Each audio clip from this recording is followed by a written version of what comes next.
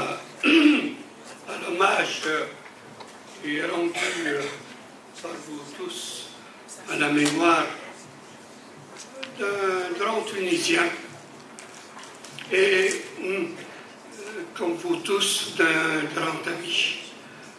Mohamed Chafi et moi, nous avons été camarades de faculté à Paris pendant une dizaine d'années peut-être. Nous avons été par la suite enseignants ensemble à la faculté de droit, de sciences politiques et économiques de Tunis. Et nous sommes aussi fréquentés pendant 5 bonnes années à l'époque où il était au ministère avec le Mohamed Layati. Nous avons contribué chacun dans sa spécialité à la réalisation de l'œuvre qui s'attache au nom de Mohamed Chafi, la réforme de l'enseignement en Tunisie.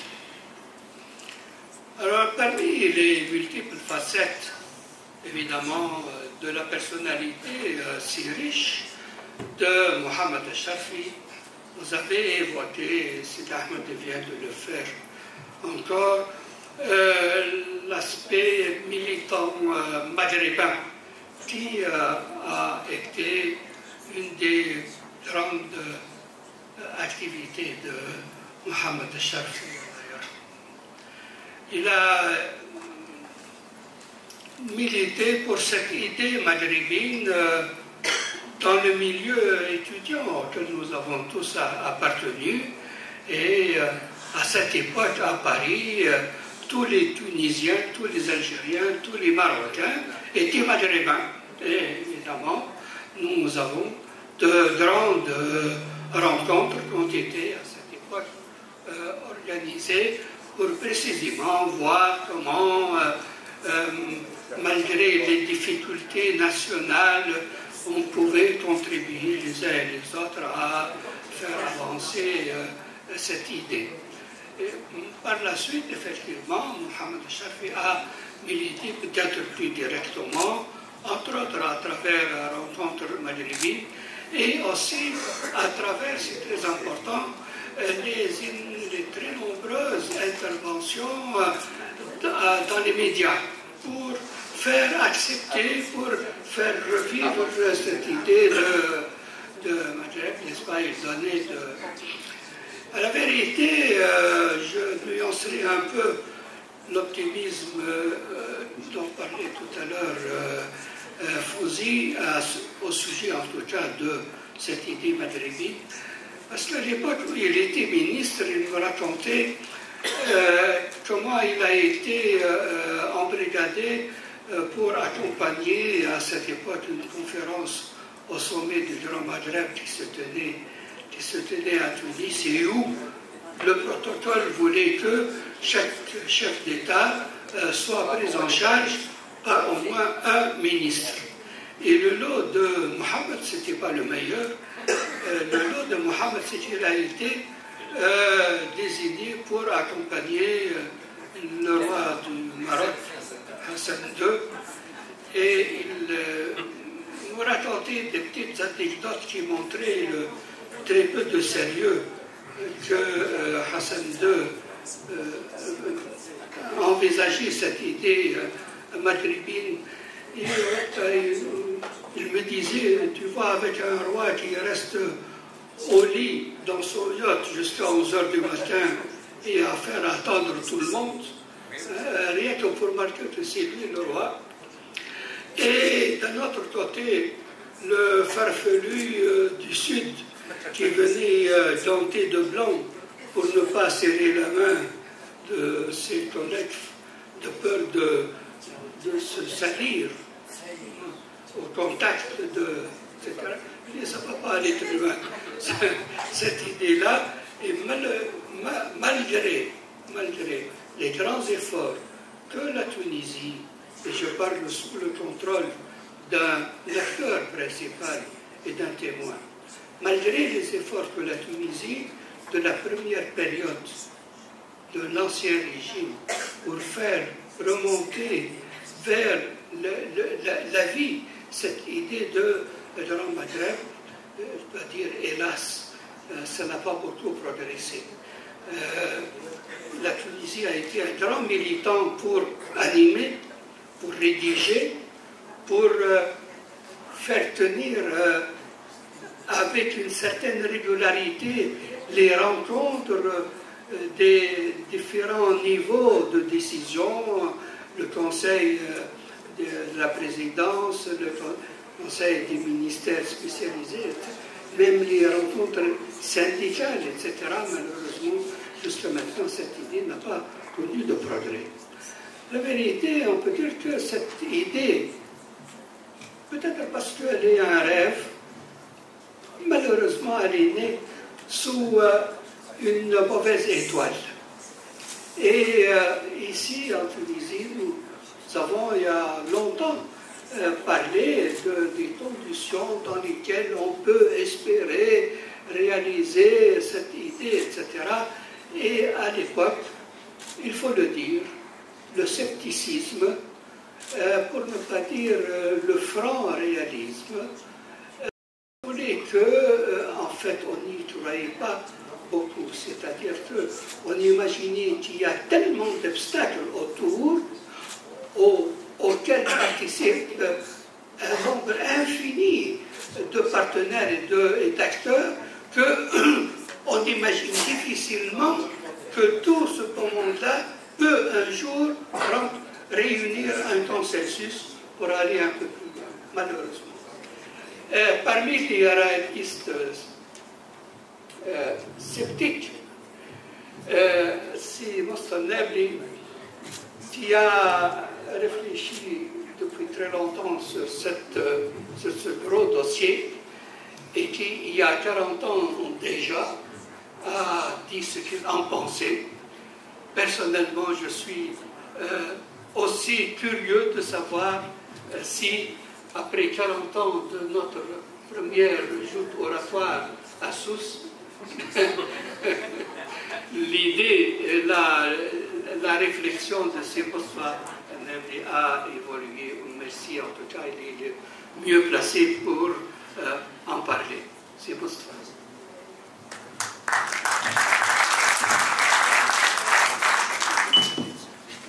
Merci, Monsieur le Doyen. Bonjour à tout le monde, mesdames et messieurs. Je pense que Fawzi m'a demandé de parler de cette question de Maghreb, de l'identité maghrébine, pour une raison, je pense. Elle ne me l'a pas dit, mais je pense que ça doit être ça. C'est parce qu'une des activités qu'on a eues avec C. Mohammed, qui date de 40 ans déjà, c'était en mai 1979, nous avions organisé un colloque qui s'appelait le colloque CE Maghreb. Et c'était un vrai colloque maghrébin. Il y avait, tous les Maghrébins étaient présents, nos amis marocains, algériens et nos amis de l'Union européenne étaient présents. Et nous n'avions pas parlé seulement de la CE Maghreb, mais nous avions parlé du Maghreb, beaucoup du Maghreb. Et parce que c'était un thème qui tenait beaucoup à cœur à C. Mohammed. C. Mohammed, pendant cette période, était directeur du Centre d'études, de recherche et de publication de la faculté de droit, et j'étais le directeur de recherche. J'étais son bras droit, si vous voulez, dans le domaine de la recherche. Et donc, nous avions organisé ce colloque, dont les actes sont là, le livre qui est sorti sur cette question-là, qui date de 1981, qui reprend les actes de ce colloque. Et donc, c'est vous dire que ça fait déjà 40 ans, et que la question du Maghreb tenait beaucoup dans l'agenda, dans la réflexion et dans la pensée de C. Mohammed. Et moi-même, c'était bien avant la sortie dont parlait Monsieur le Doyen, qui date de 1987. Donc ça date de longtemps, la réflexion et notre discussion sur les questions du Maghreb. Et ce dont je voudrais parler aujourd'hui, où est-ce que nous en sommes un peu de cette idée-là maghrébine. cela m'a donné l'occasion de repenser en fait qu'est-ce que ça veut dire être maghrébin, qu'est-ce que ça veut dire l'identité maghrébine. Et je voudrais vous proposer que l'idée de l'identité maghrébine, qui à mon sens était devenue relativement claire, c'est suite à l'indépendance, suite au processus d'indépendance pendant les années 50 et les années 60. Et elle avait essentiellement deux dimensions à mon sens, une dimension culturelle et une dimension politique. La dimension culturelle d'être maghrébin était une dimension en opposition au Mashrek. Maghreb, c'est l'opposition au Mashrek, c'est l'aspect culturel.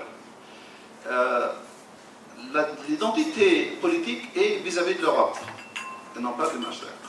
Et j'essaierai d'expliquer un peu cela.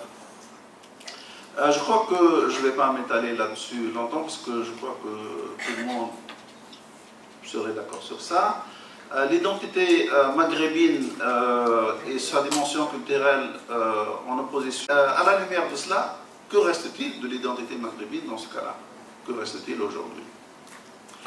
Je crois que nous sommes tous, nous pouvons facilement nous mettre d'accord que le rêve et l'ambition de la construction maghrébine ont été bloqués depuis l'indépendance, pratiquement, sont des États de la région en raison de deux facteurs majeurs. Je pense qu'il y a deux facteurs majeurs qui ont été à la base de ce blocage. L'un est politique et le deuxième est économique. Le premier facteur qui a été à l'origine du blocage, ce sont les intérêts des élites nationales qui ont accédé au pouvoir dans les pays respectifs après l'indépendance. Et ces élites ont promu la souveraineté, la notion de souveraineté nationale comme base de leur maintien au pouvoir. Et cette souveraineté, bien sûr, est incompatible avec toute approche de construction maghrébine.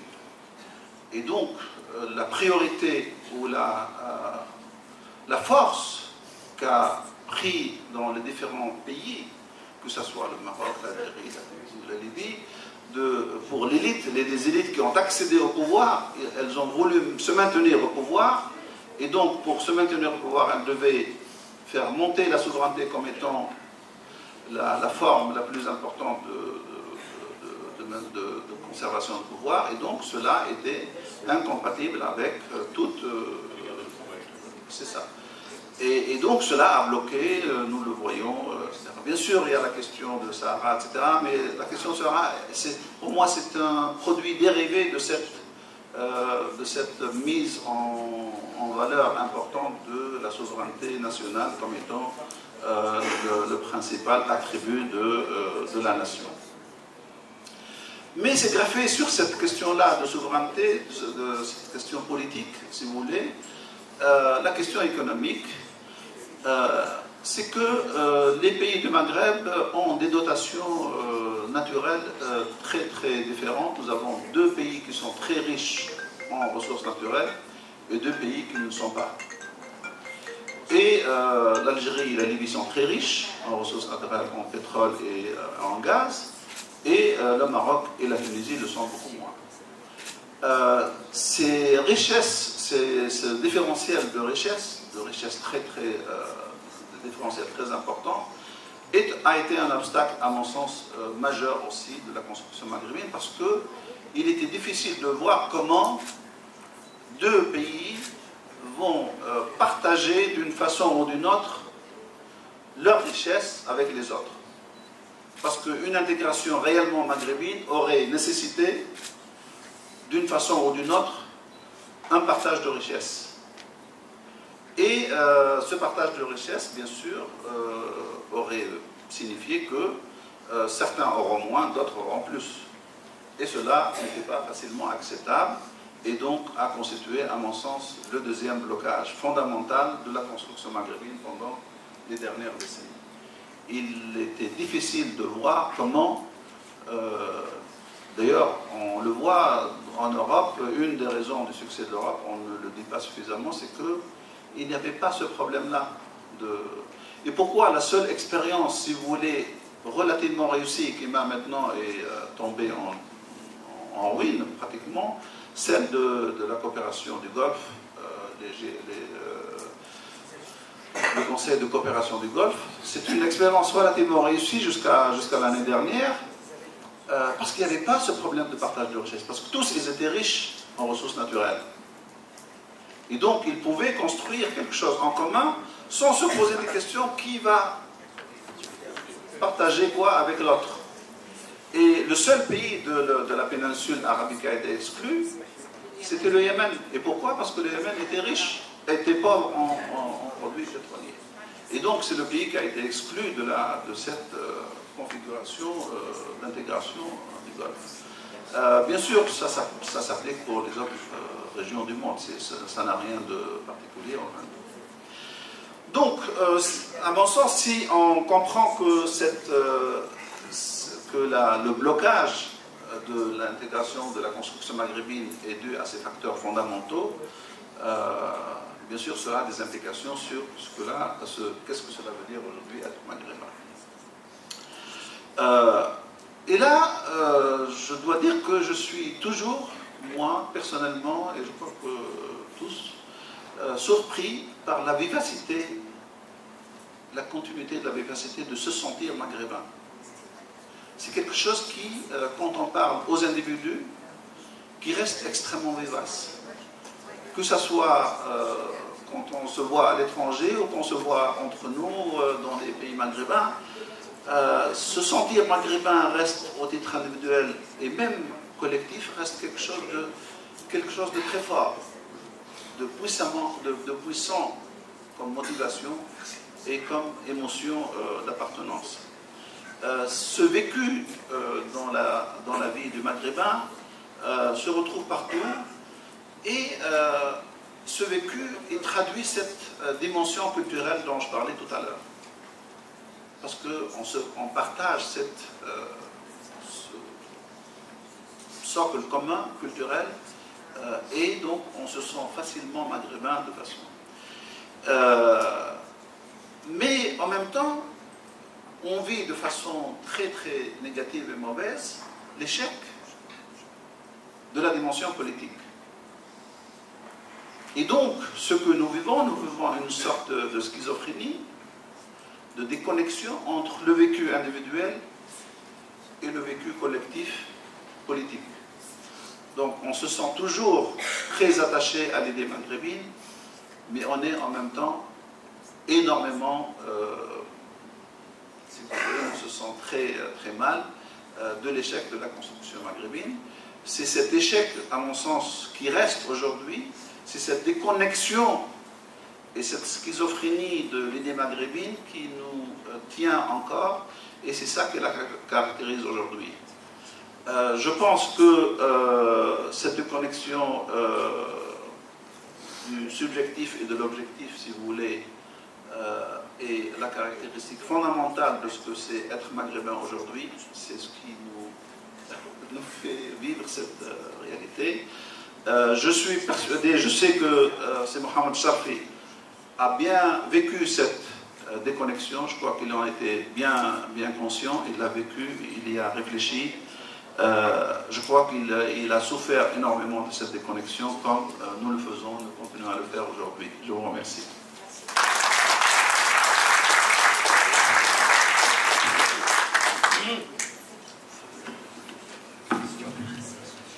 Merci, Simoustras. Voilà une belle ouverture à la réflexion et au débat.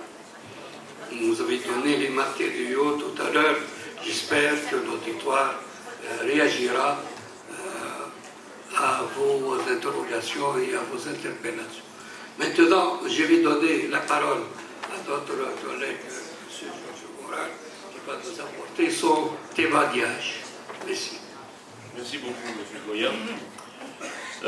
Voilà, je vais d'abord faire allusion à un personnage important qui est dans l'assistance aujourd'hui, qui est Bertrand Delanoë, qui s'est défini comme tunisien. Moi, je suis obligé, en tant que constantinois, de me définir comme algérien. Voilà, ça fait un but partout. Voilà, je voulais vous dire d'abord comment j'ai eu la chance de connaître Mohamed Charfi, et j'ai trouvé le coupable, il est dans la salle, il est au premier rang, c'est l'ancien Premier ministre Eddy Bakouche, puisque en 1987, j'étais auprès de Lionel Jospin, qui était à l'époque premier secrétaire du Parti Socialiste. Il m'avait demandé de suivre auprès de lui au secrétariat international les problèmes du Maghreb. Donc en 1987, après le coup d'État médical, Eddy Bakouche, qui connaissait bien Lionel Jospin, puisqu'ils étaient tous les deux, les deux partis appartenaient à l'Internationale socialiste, Eddy Bakouche, devant la résistance de Jacques Chirac à reconnaître le nouveau régime de Ben Ali, Eddy Bakouche a appelé Lionel Jospin en lui disant voilà, il faut que tu viennes à Tunis voir un peu ce qui se passe et que tu puisses en rendre compte au président Mitterrand de manière à ce qu'il n'y ait pas un boycott systématique de la France envers le nouveau régime. Donc Lionel Jospin accepte et donc nous sommes venus à Tunis en 1987. Je l'accompagnais avec Louis Le Pinsec et donc je l'accompagnais moi en tant que responsable du Maghreb au PS. Et je dois dire que d'abord nous sommes tombés dans une Tunis qui m'a beaucoup rappelé la France de 1968, c'est-à-dire un pays qui se réveillait, qui sortait du cauchemar, parce que les Tunisiens étaient tellement obnubilés par le risque que faisait courir au pays la quasi-absence de Habib Bourguiba. Qu'allait-il devenir la Tunisie avec un président qui avait 1 heure de lucidité par jour, qui était manipulé par son entourage? Est-ce que c'était les Américains? Est-ce que c'était l'armée? Enfin, pour moi, une très très grande inquiétude. Et donc, on arrive en 87, un peuple soulagé. Vraiment, ça, je peux en témoigner. On s'est promené dans les rues de Tunis. Les gens, vraiment, mai 68 en France, les gens se parlaient, s'embrassaient dans la rue, on discutait de tout et de rien. Bref, c'était vraiment un vrai bonheur de voir le peuple tunisien pouvoir vivre ces moments intensifs. Et donc, nous avons passé Eddy Bakouche, vous avez travaillé toute la nuit pour préparer l'entrevue du lendemain avec le président Ben Ali, donc nous sommes allés à Carthage. Et puis ensuite, dans l'après-midi, donc on a passé la matinée avec le président, et puis pour mieux comprendre un peu ce qui venait de se passer. Et nous sommes allés ensuite, le deuxième point, c'était, on a vu Ahmed Mestiri, qui était le correspondant du Parti Socialiste à l'époque en Tunisie. On a longuement discuté avec lui. Il était évidemment tout à fait, non pas pour le régime, mais enfin il approuvait ce qui venait de se passer, il était prêt à contribuer au succès de ce qui vient de se passer en Tunisie. Et puis nous sommes allés à la Ligue des droits de l'homme, c'était évident. Et voilà, c'est comme ça que j'ai eu le bonheur de rencontrer Mohamed pour la première fois. Et donc Lionel Jospin lui disant, voilà Georges Morin, qui est un être un peu hybride, il est français mais il est aussi algérien, voilà, il est universitaire, il est très attaché au Maghreb, etc. Et donc Mohamed m'a salué avec son sourire très, très malicieux en me disant voilà, j'ai le plaisir donc de saluer un compatriote et un collègue. Donc oui, c'était très flatté sur les deux points. Le compatriote Mohamed Charfi et le collègue Mohamed Charfi, c'est vraiment une distinction extraordinaire. Voilà, donc merci M. Bakouche donc, pour m'avoir permis de connaître Mohamed Charfi. Et puis après, depuis, comme tout le monde ici, quand on l'a connu, on ne s'est plus quitté. Alors, deuxième période, évidemment, c'était quand Mohamed était ministre de l'Éducation nationale. J'ai eu l'occasion, je venais pratiquement tous les ans à Tunis, et notamment pour le voir. Et je me rappellerai toujours, donc il était en maillot de bain, voilà, pardon, M. Fawzia me pardonnera cette anecdote, mais et Mohamed m'expliquant pendant 1 heure comment il était en train, avec son équipe, de réformer le système éducatif tunisien, et notamment comment il avait chargé toute son équipe d'extraire, il en voulait beaucoup à l'ancien Premier ministre Mohamed Mzali, d'avoir laissé les programmes de l'éducation en Tunisie être complètement gangrenés par les aphorismes islamistes. Voilà, quand on faisait des mathématiques, on disait, voilà, bon, étant entendu que comme la femme n'hérite que de la moitié de l'homme, de la moitié de l'héritage, voilà, donc on faisait des sujets de mathématiques là-dessus, on faisait, voilà. Et il me dit, je vois encore Mohamed me disant, il me faisant le geste, voilà, on a extrait tout ça à la pince à épiler. Il fallait enlever ces germes d'islamisme dans les cours de grammaire, dans les cours de mathématiques, dans les cours de géographie, dans les cours d'histoire. Et puis voilà, ça a été un peu le premier travail de mon équipe. Et comme tout le monde l'a rappelé aujourd'hui, c'était cette vision extraordinaire de comment libérer un peuple, travailler pour la liberté, pour l'égalité, à travers l'éducation. Je me rappellerai vraiment toujours. Et puis ensuite, mon troisième période où j'ai connu Mohamed, c'était à Paris, donc grâce à Bertrand Delanoë, depuis 2001, nous étions accueillis, je préside une association qui s'appelle Coup de Soleil, qui essaye de valoriser en France toute l'histoire, l'actualité, les cultures du Maghreb, le Maghreb de la rive sud et le Maghreb de France aussi, parce que c'est un point important. Et depuis 2001, donc Bertrand Delanoë nous a accueillis à l'hôtel de ville de Paris. Il m'a pratiquement donné l'ordre de venir organiser le Maghreb des livres en 2001. Je me suis exécuté, bien entendu, tout de suite, avec beaucoup de peur. On a réussi à... Et je me rappellerai toujours le hasard des choses. 2001, c'était, on a mis, pour te remercier Bertrand, on a mis, voilà, pardonnez-moi, en deux mots, en 2003, nous devions organiser en France l'année de l'Algérie. Et je faisais partie du commissariat général, j'avais été délégué par Jacques Lang et Hubert Védrine pour travailler à ces problèmes, aux côtés d'Hervé Bourges. Et donc nous sillonnions la France pour dire à tous les organisateurs de festivals, de musique, de théâtre, de littérature, attention, 2003, ce sera l'année de l'Algérie, donc vous mettez votre festival. Donc j'ai dit, bon, je vais m'appliquer à moi-même ce précepte, et on va donc faire le Maghreb des livres spécial Algérie. Voilà. Et donc du coup, 2001, bon, on va commencer, on envoie l'ascenseur au maire de Paris, et donc on proclame pour la première fois la mise à l'honneur des lettres tunisiennes à l'hôtel de ville. Alors c'était un moment magique parce que Catherine Tasca, ministre de la Culture, était là. Il y avait l'ancienne professeure de mathématiques de Bertrand à Bizerte, il y avait Germaine Guillon qui était là, vraiment un grand moment. Et voilà, donc Mohamed y était, bien entendu. Il est pratiquement venu ensuite tous les ans au Maghreb des livres parce que soit on le faisait intervenir sur un colloque, soit il venait publier un livre. On a évidemment fait beaucoup de colloques en dehors du Maghreb des livres avec Mohamed. Donc voilà, c'était un moment très intense. Voilà, et puis voilà, on a attendu malheureusement 2008. Je vais pas le dire parce que je vais être trop ému, mais voilà, 2008 où Mohamed m'apprend que voilà, on va sûrement se voir pour la dernière fois. Très très dur. Et on a rendu hommage à Mohamed Charfi dès l'année suivante, enfin dès 2008, dès 2009 pardon, au Maghreb des livres. Bertrand Delanoë y était aussi, c'était un moment très très fort, et beaucoup de monde, des Marocains, des Algériens, des Tunisiens, on retrouve le Maghreb.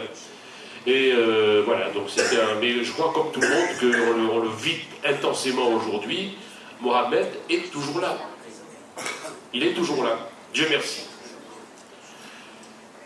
Alors, pour revenir au sujet très précis, le Maghreb, moi je vais essayer de, là aussi, comme l'ont fait beaucoup d'entre vous, pointer les moments, les caractéristiques. Pourquoi Mohamed est-il si important pour nous tous?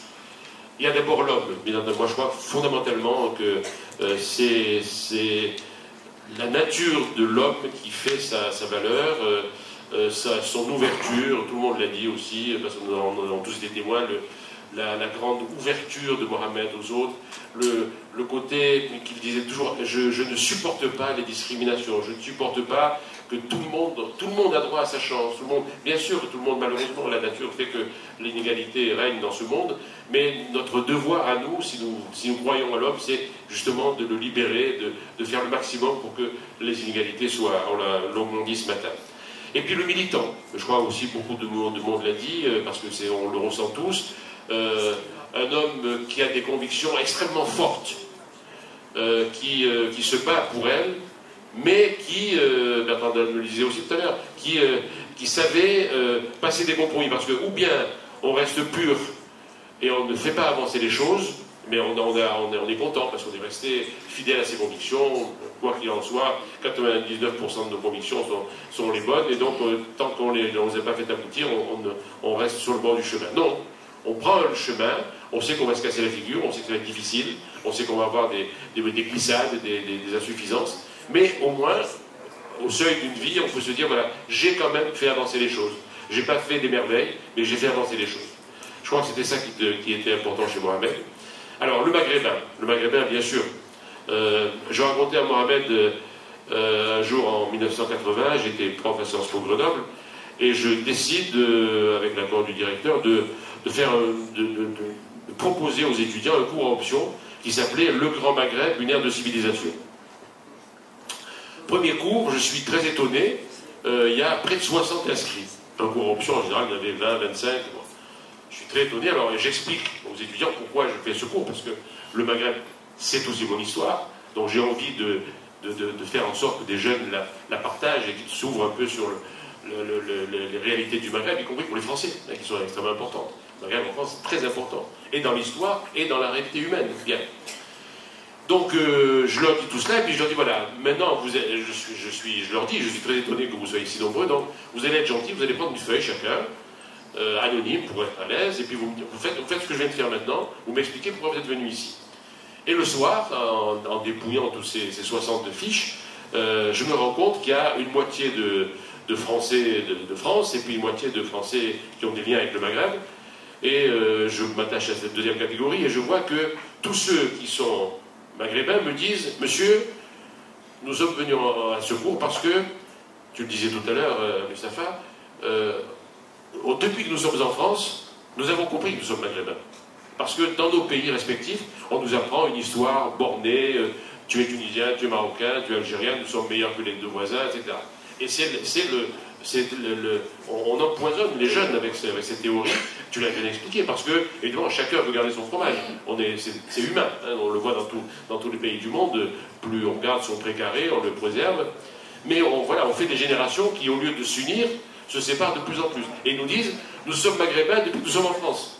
C'est là que nous avons compris que c'est la région du monde où il y a le plus d'unité géographique, culturelle. On est musulmans, malékites, il y avait des juifs, il y avait des chrétiens, il y a une histoire commune, il y a un colonisateur commun. C'est négatif, mais c'est aussi une construction d'une identité. Bien, on a résisté aux colonisateurs. Et puis je vous dis, c'est bien humain. Le Maghreb, il y a des millions de Maghrébins en France, de toutes origines. Donc c'est important. Voilà, donc voilà, Mohamed avait aussi, il m'a dit, mais je comprends tout à fait ce que tu dis, parce que dès qu'on est un peu sorti des frontières, on le constate. Et le Maghreb, comme tu l'as dit, c'est quelque chose qui est chevillé au corps des gens. Non seulement parce que les professeurs se rencontrent, les avocats se rencontrent, les ingénieurs se rencontrent, mais parce que les gens le vivent profondément. Voilà. Donc je ne vais pas aller plus loin, parce que je pense que mon temps est... Je n'avais pas une redoutable médiatrice là, pour me m'arrêter, mais je sens que je vais commencer à dépasser les... il est gentil, le président, voilà. Pas comme tous. Je vais me faire harpaner après.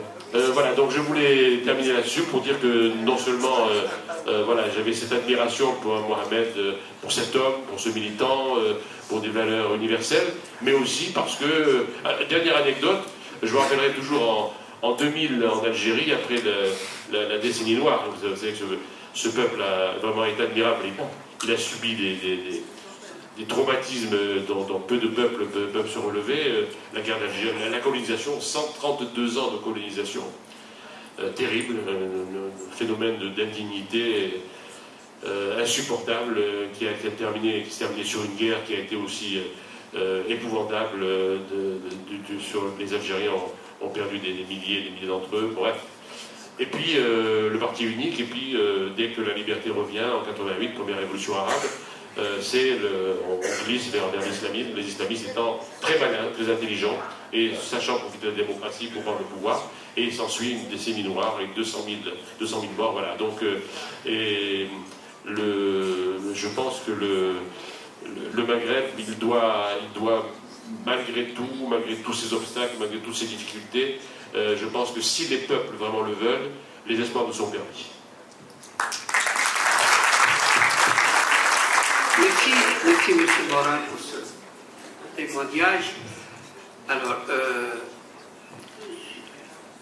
avant d'ouvrir le débat, je me permettrai une petite diversion.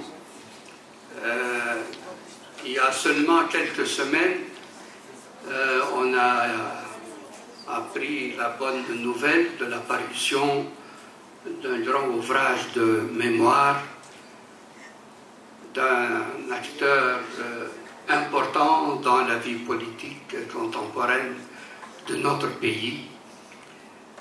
Évidemment, beaucoup de gens qui n'ont pas lu le livre ont dit « il n'a pas tout dit ». Alors ça va être peut-être l'occasion je vais demander s'il veut bien, particulièrement au sujet de ce thème de Grand Maghrébin, s'il veut bien nous donner ses réflexions, quelques témoignages sur cette affaire.